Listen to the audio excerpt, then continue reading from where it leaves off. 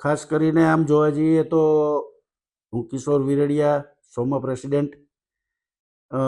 ગઈકાલે જે ડ્યુટીમાં સરકારે 10%નો ઘટાડો કર્યો એ આમ જોવા જઈએ તો અત્યારમાં હાલમાં ખેડૂતો માટે બહુ નુકસાની થઈ રહી છે. આમે મગફળીના ભાવ મળતા નથી અને ઇમ્પોર્ટ ડ્યુટી ઘટવાથી સ્ટોકિસ્ટો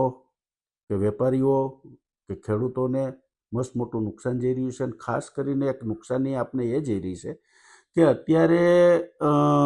સોઈંગનો સમય આવી ગયો છે, વાવેતરનો સમય આવી ગયો છે, ખેડૂતો વાવેતર કરવા જઈ રહ્યા છે. તો એમને જે મગફળી તરફ વારવા માટે અમે કોશિશ છેલ્લા ઘણા સમયથી સોમાં કરી રહ્યું છે અને એની અંદર આ બજાર ઘટે અને મગફળીના ભાવ ન મળે એટલે ખેડૂત તો નિખાલસ છે કે કોઈ પણ એજન્સી ઉપર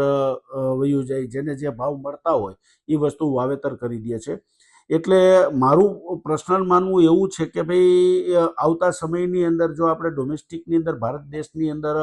એડિબલ ઓઇલનું ઉત્પાદન પ્રોડક્શન વધારે કરવું હોય અને ઇમ્પોર્ટ ઘટાડવું હોય તો ખેડૂતોને કોઈ પણ પ્રોડક્ટ કરતો હોય એડિબલ ઓઇલનું, પછી XYZ કે મગફળી હોય,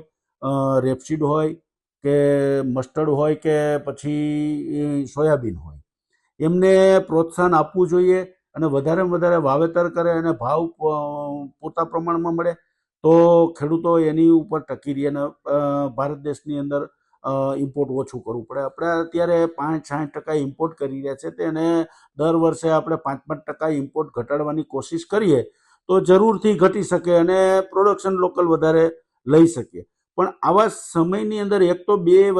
છેલ્લા 2 વર્ષથી આપણે મગફળીમાં બહુ ખેડૂતો મોટી નુકસાની કરી રહ્યા છે. સામે કપાસના ભાવ પણ નથી અને અત્યારે એવા સંજોગો બન્યા છે કે 2 મહિના પહેલાં જ્યારે મગફળી સિઝન કરતાં પણ નીચા ભાવમાં નાફેડે જે સ્ટોક કરેલ છે એ વેચવા કાઢ્યો એટલે ખેડૂતના જે ઘરમાં મગફળી પડી હતી એના 1000 રૂપિયા એને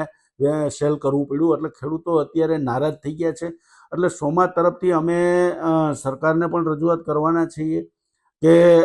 થોડું ખેડૂતોને નુકસાની ન જાય એવો કોઈ નિર્ણય લે અને ઇમ્પોર્ટ ડ્યુટી જે ઘટાડી છે એની બદલીમાં એ જ્યાં હતી ત્યાં લઈ જાય અથવા તો એમાં પણ વૃદ્ધિ કરે થોડી, અને એવું